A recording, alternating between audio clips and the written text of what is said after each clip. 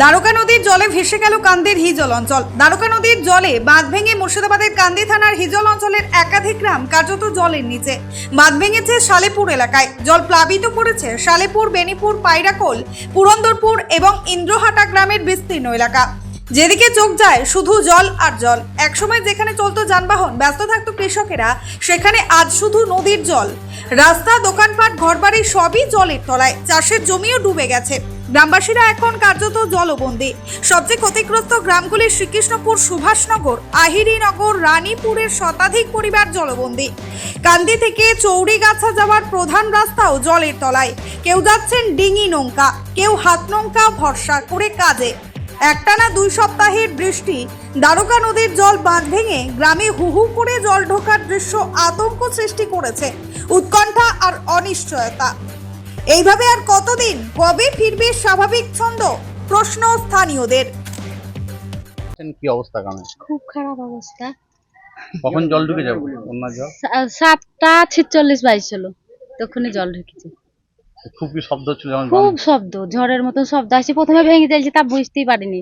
তারপরে যখন ইয়ে করে ভেঙেছে তা জানিনি, ওই দিক দিকে মনে করছে, দিয়ে তাকে আমার ছেলেরা আসতে লেগে ওইখানে মোটরসাইকেলে আটকা পড়ে গেছে, দিয়ে তখনই আমরা বুঝতে পেরেছি। কি পরিস্থিতি আছে এখন? খুব খারাপ অবস্থায়, দেখতেই তো পাচ্ছেন আমাদের বাড়ি, এই তো সব হ্যাঁ ডুবে আছে, খুব খারাপ অবস্থা। এইটাকে বাঁধলে আমাদের চলাচল হইতে পারে, ভালো হবে। আর গ্রামের বিদ্যুৎ টিদ্যুৎ নাই, এগুলা বলছি এই গ্রাম, এই বাঁধ ছাড়া কি অন্য কোথাও বাঁধ ভেঙেছে? না, এই বাঁধ ছাড়া এখন বাঁধ ভাঙেনি। স্কুলের কাছে ভাঙবে হয়েছিল, ওইটা আটকাতে যায়, এখানটা ভেঙে গিয়েছে।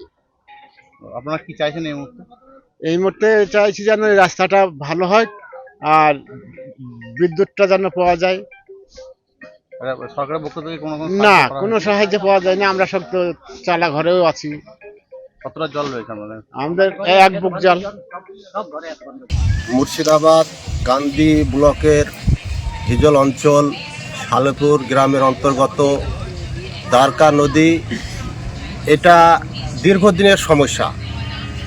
এই গ্রামে প্রায় বন্যায় হয়। এখানে প্রাইমারি স্কুল আছে, স্কুলের কি অবস্থা দেখবেন। এই যে মেরামতের কাজ সময়ে করে না, অসময়ে এখন বস্তা লাগায়, সরকারের অপচয় খরচ করে। সময়ে এই কাজটা করলে পরে এই মানুষগুলা এই দুর্ভিক্ষর মধ্যে পড়তো না। এখানে সালেপুর, বেনিপুর, পায়রাকোল, ইন্দ্রহাটার কিছু বস্তা লাগিয়েছে, তা নাহলে ও গ্রামগুলোও প্লাবিত হতো। এই 4টি গ্রামে কয়েকশো 500-700 ঘর।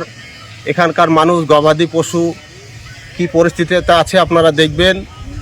আর আমাদের ট্যাংরামারি নদীর যে কালভেটগুলো আছে, সেই কালভেটগুলোতে সময়ে একটা ওয়াসারের প্রয়োজন, সেই গেটগুলো তদারকি করে না। এখন আপনারা দেখবেন প্রত্যেকটি কালভেটে বস্তা দিয়ে সেগুলোকে জাম করানো হচ্ছে।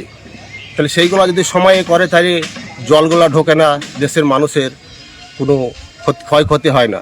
ক্ষয়ক্ষতি করার পরে পরিষেবা দিয়ে কী লাভ হবে? কোনো লাভ হবে না। তাই প্রশাসনের কাছে দৃষ্টি আকর্ষণ করতে চাই, সময় থাকতে এই সমাধান যেন করে।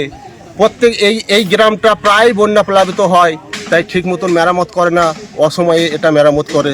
তার জন্যে সরকারকে আবেদন করব, এই গ্রামের লোক যাতে গবাদি পশুর কিছু খাবার দাবার পায়, মানুষের সহযোগিতা, ত্রাণে তিরপল পায়, তার জন্যে আবেদন রাখছি। হলমার্ক সোনার গহনার বিপুল সম্ভার নিয়ে এলো জীবন্তীর সাকিব জুয়েলার্স। এখানে পাবেন দুর্দান্ত অফার। সোনার গহনার বিশ্বস্ত প্রতিষ্ঠান Jibonti Sakib jewellers and makers. একাধিক আকর্ষণীয় সোনার গহনার নকশা নিয়ে হাজির সাকিব জুয়েলার্স। নেকলেস থেকে কানের দুল, আংটি থেকে বিয়ের শাখা, পলা, নোয়া বাঁধানো সব ধরনের গহনাই পাবেন জীবন্তীর একমাত্র বিশ্বস্ত প্রতিষ্ঠান সাকিব জুয়েলার্সে। এখানে গ্রাহকের মনের মতো করে গয়না তৈরি করে দেওয়ার ব্যবস্থা রয়েছে। শুধু সোনার গহনাই নয়, কম দামে রূপোর, চাঁদির গহনার অভাবনীয় কালেকশনও রয়েছে জীবন্তী সাকিব জুয়েলার্স অ্যান্ড মেকার্সে। আমাদের ঠিকানা জীবন্তী বাস স্ট্যান্ড, শাহিদ হাজি মার্কেট, কান্দি, মুর্শিদাবাদ। যোগাযোগ নম্বর 9932846770 অথবা 7478666786।